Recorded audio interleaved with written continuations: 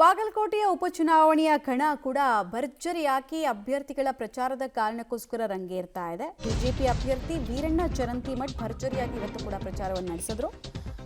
ಮನೆ ಮನೆಗೆ ತೆರಳಿ ಬಿಜೆಪಿ ಅಭ್ಯರ್ಥಿ ಮತಯಾಚನೆಯನ್ನು ಮಾಡಿದ್ರು. ಸ್ಪೆಷಲಿ ಬಾಗಲಕೋಟೆಯ ವಿದ್ಯಾಗಿರಿ, ಜ್ಯೋತಿ ಕಾಲೋನಿ, BTDA ಭಾಗದಲ್ಲಿ ಕ್ಯಾಂಪೇನ್ ಆಗ್ತಾ ಇದೆ.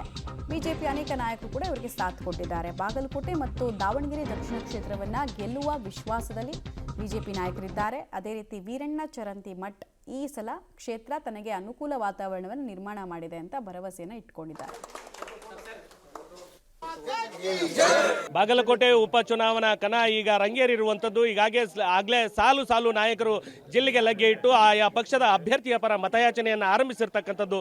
ಈ ವಿಚಾರವಾಗಿ ಈಗಾಗಲೇ ಬಿಜೆಪಿಯ ಪ್ರಚಾರ ಕೂಡ ಜೋರಾಗಿರುವಂಥದ್ದು. ಬಿಜೆಪಿ ಪಕ್ಷದ ಅಭ್ಯರ್ಥಿಯಾಗಿರ್ತಕ್ಕಂಥ ಡಾಕ್ಟರ್ ವೀರಣ್ಣ ಚರಂತಿಮಠ್ ಅವರು ಬೆಳ್ಳಂಬೆಳಗ್ಗೆ ಅಂದರೆ ಕಳೆದ 23ನೇ ತಾರೀಕಿನಿಂದ ಬೆಳ್ಳಂಬೆಳಗ್ಗೆ ಇಡೀ ನಗರದ ಇಡೀ ವಾರ್ಡ್ಗಳಲ್ಲಿ ಮನೆ ಮನೆಗೆ ತೆರಳಿ ಮತಯಾಚನೆಯನ್ನು ಮಾಡ್ತಾ ಇರ್ತಕ್ಕಂಥದ್ದು.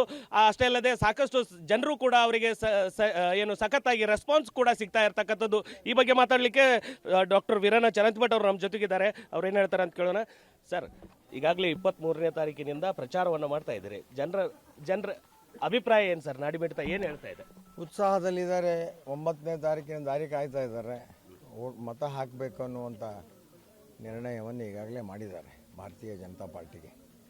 ನಿನ್ನೆ CM ಸಿದ್ದರಾಮಯ್ಯನವ್ರು ಹೇಳ್ತಾರೆ, ನಮ್ಮ ಅಭಿವೃದ್ಧಿ ಸಹಿಸಕ್ಕಾಗದೆ BJPಯವರು ಸುಳ್ಳು ಹೇಳಿ ಸೋಲ್ತೀವಿ ಅನ್ನೋ ಭಯಕ್ಕೆ ಇಡೀ ರಾಜ್ಯದ ನಾಯಕರೆಲ್ಲ ಬಂದು ಇಲ್ಲಿ ಠಿಕಾಣಿ ಹೂಡಿದ್ದಾರೆ ಅನ್ನುವಂಥದ್ದು.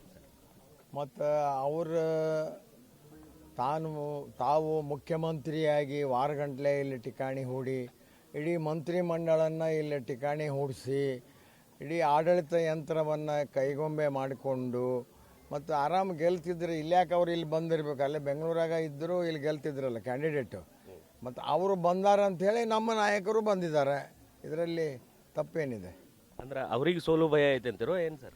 ಇರ್ಬೋದು. ಮತ್ತು ಅವ್ರು ಹೆಂಗೆ ಮಂದಿಗೆ ಹೇಳ್ತಾರ ಅವರಿಗೆ. ಮತ್ತು ಇಷ್ಟೆಲ್ಲ ಆಡಳಿತ ಯಂತ್ರವನ್ನು ದುರುಪಯೋಗಪಡಿಸಿಕೊಂಡು ಇಡೀ ಮಂತ್ರಿಮಂಡಲದ ಎಲ್ಲ ಸದಸ್ಯರು, ಅವರು ಮುಖ್ಯಮಂತ್ರಿ, ಉಪಮುಖ್ಯಮಂತ್ರಿ, ಅದು ಸಾಲದು ಅಂತ ಅಲ್ಲಿಂದ ನ್ಯಾಷನಲ್ ಜನರಲ್ ಸೆಕ್ರೆಟರಿನೂ ಹಿಡ್ಕೊಂಡ್ಬಂದಿದ್ರು ಅವ್ರನ್ನ, ಸುರ್ಜೇವಾಲಾರನ್ನ ಅಲ್ವಾ ಸರ್? ನಿನ್ನೆ ನಿಮ್ಮ ಶಿಕ್ಷಣ ಸಂಸ್ಥೆಯ ಹಾಸ್ಟೆಲ್ಗಳಿಗೆ ತೆರಳಿ ವಿದ್ಯಾರ್ಥಿಗಳಿಗೆ NSUI ಕಾರ್ಯಕರ್ತರು ಅನ್ನುವಂಥವ್ರು, ಅದು ಹಿಂದೂ ಅಲ್ಲದೇ ಇರತಕ್ಕಂಥವ್ರು, ಕೇಸರಿ ಶಾಲನ್ನು ಹಾಕಿಕೊಂಡು ಬಂದು ಏನೋ ಗೊಂದಲ ಸೃಷ್ಟಿಯಾಯಿತು. ಅದಾದಮೇಲೆ ಕೇಸ್ ಆಗಲಿಕ್ಕೆ ಮೀನಾಮೇಷ ಎನಿಸಿದ್ರು. ಅಲ್ಲಿ ನಿಮ್ಮ ನಾಯಕರು ಮತ್ತು ಮುಖಂಡರು ಪ್ರತಿಭಟನೆ ಕೂತಿದ್ರು. ಈ NSUI ಇರುವಂಥವರು ಎಲ್ಲ ಮುಸ್ಲಿಂ ಹುಡುಗರು ನಮ್ಮ ಕ್ಯಾಂಪಸ್ಸಿಗೆ ಬರಬೇಕು ಅಂತ ಕೇಸರಿ ಶಾಲೆ ಹಾಕ್ಕೊಂಡು ಬಂದಾರ. ಅವರು 120 ವರ್ಷದ ಸಂಸ್ಥೆ, 25 ವರ್ಷದ ಹಿಂದಿನ ಮೆಡಿಕಲ್ ಕಾಲೇಜು. ಅಲ್ಲಿರುವಂಥ ವಿದ್ಯಾರ್ಥಿಗಳು 5.5 ವರ್ಷಕ್ಕೆ ಬರ್ತಾರೆ. ಹಾಸ್ಟೆಲ್ನಲ್ಲಿ ಅವ್ರಿಗೆ ಯಾರಿಗೂ ಬೆದರಿಸುವಂಥ ತಂತ್ರ ನಮ್ಮ ಸಂಸ್ಥೆಯಲ್ಲಿ ಎಂದೂ ಇಲ್ಲ. ಏನು ನಮ್ಮ ವಿದ್ಯಾರ್ಥಿಗಳ ಯಾವ ರೀತಿ ಹಿತ ಕಾಪಾಡಬೇಕು ಅನ್ನೋದು ನಮ್ಮ ಆಡಳಿತ ಮಂಡಳಿಗೆ ಬಿಟ್ಟಂಥ ವಿಚಾರ. ಆ NSUI ಆ ಕೇಸರಿ ಶಾಲೆ ಹಾಕ್ಕೊಂಡು ಬಂದು ಇಲ್ಲಿ ಗಲಾಟೆ ಮಾಡುವಂಥದ್ದು ಏನಿತ್ತು ಕೆಲಸ? ಅಂದರೆ ಆ ಶಿಕ್ಷಣ ಸಂಸ್ಥೆ ನಿಮಗೆ ಸೇರಿದ್ದು, ನೀವು ಕಾರ್ಯಾಧ್ಯಕ್ಷರಾಗಿದ್ದೀರಿ, ಆ ಶಿಕ್ಷಣ ಸಂಸ್ಥೆ ನಿಮಗೆ ಸೇರಿದ್ದು ಅಂತಲೇ ಈ ರೀತಿ ಗೊಂದಲ ಸೃಷ್ಟಿ ಮಾಡಿದ್ರ ಏನು ಸರ್? ಈಗ ಬಿಜಾಪುರಕ್ಕೆ ಸೇರಿದ ಶಿಕ್ಷಣ ಸಂಸ್ಥೆ ಕಾಂಗ್ರೆಸ್ಸಿನವರು ಅದಾರ. ದಾವಣಗೆರೆಗೆ ಸೇರಿದಂಥ ಈ ಅಭ್ಯರ್ಥಿಗಳದ್ದು ಶಿಕ್ಷಣ ಸಂಸ್ಥೆ ಇದೆ. ಅವ್ರ ವಿದ್ಯಾರ್ಥಿಗಳು, ಅಲ್ಲಿರುವಂಥ ವಿದ್ಯಾರ್ಥಿಗಳು, ಶಿಕ್ಷಕರು ಅಥವಾ ಪಾಲಕರು ಯಾರು ಮತ ಹಾಕೋದಿಲ್ವಾ? ಅಲ್ಲಿ ಸಿಬ್ಬಂದಿ ಮತ ಹಾಕೋದಿಲ್ವಾ? ಅವರು ಮತದಾನದ ಹಕ್ಕಿಲ್ವಾ ಅವರಿಗೆ? ಎಲ್ಲರೂ ಹಾಕ್ತಾರೆ. ಯಾರು ಕುತಂತ್ರದಿಂದ ಆಗಿರ್ಬೋದು ಸರ್? ನಿನ್ನೆ ಕಾಂಗ್ರೆಸ್ನವ್ರದ ಕುತಂತ್ರ, ಕಾಂಗ್ರೆಸ್ಸಿನ ಕುತಂತ್ರ. ಅಲ್ಲಿ ಒಂದಿಷ್ಟು ಅದಾರ ಅವರು. ಏನು ಅಂದರೆ ನಿನ್ನೆ ಏನು NSUI ಯುವಕರು ಅಂತ ಏನು ಹೇಳ್ತಾ ಇದ್ದಾರೆ, ಆ ಆರೋಪ ಹೊರಿಸಿ ಈಗಾಗಲೇ ಅವ್ರ ಮೇಲೆ ದೂರು ದಾಖಲಾಗಿದೆ. ಅವರು ಈ ಜಿಲ್ಲೆಯವರು ಅಲ್ಲ ಅನ್ನುವಂಥ ಮಾಹಿತಿ ಕೂಡ ಇರುವಂಥ ಜಮಖಂಡಿ ಅವರು ಅಂತ ನನಗೆ ಗೊತ್ತು. ಒಬ್ಬರು ಯಾರೋ ಜಮಖಂಡಿ ಅವರು. ಉಳಿದವ್ರು ಎಲ್ಲಿಯವರು ಅದಾರ? ನಮಗೊಬ್ಬರದ್ದು ಫೇಸ್ ಐಡೆಂಟಿಫೈ ಆಗ್ತಾ ಇಲ್ಲ.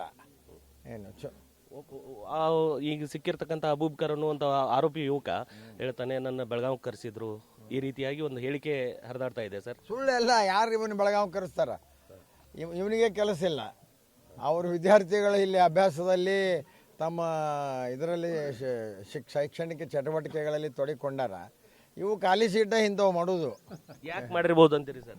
ಯಾಕೆ ಮಾಡಿರ್ಬೋದು ಅಂದರೆ ಅವರು ಹೋಗಬಾರ್ದು, ಭಯ ಹುಟ್ಟಿಸೋದು, ಅವ್ರು ಮತದಾನ ಮಾಡಬಾರ್ದು, ಹಿಂಗೆ ಸೋಲ್ತೀವಿ ಅನ್ನುವಂಥ ಭಯ. ಎಲ್ಲೆಲ್ಲಿ ಇಂಥವುಗಳನ್ನು ನಿಲ್ಸಕ್ಕೆ ಸಾಧ್ಯ ಅಂತೇಳಿ ಹೆದರಿಸಿ ಬೆದರಿಸಿ ಮಾಡುವಂಥ ತಂತ್ರ ಅವ್ರದ್ದು. ದೂರು ದಾಖಲು ಮಾಡಿದ್ರ ಸರ್ ನೀವು? ಆಗಿ FIR ಆಗಿದೆ. ಎಷ್ಟು ಜನರ ವಿರುದ್ಧ FIR ಆಗಿದೆ ಸರ್? ಏನು 10, 6, 8 ನನಗೆ ಅಷ್ಟು ಲಕ್ಷ ಇಲ್ಲ, ಒಟ್ಟು FIR ಆಗಿದೆ. ಇದಿಷ್ಟು ಡಾಕ್ಟರ್ ವೀರಣ್ಣ ಚರಂತಿಮಠ ಅವರು ಹೇಳುವಂಥದ್ದು.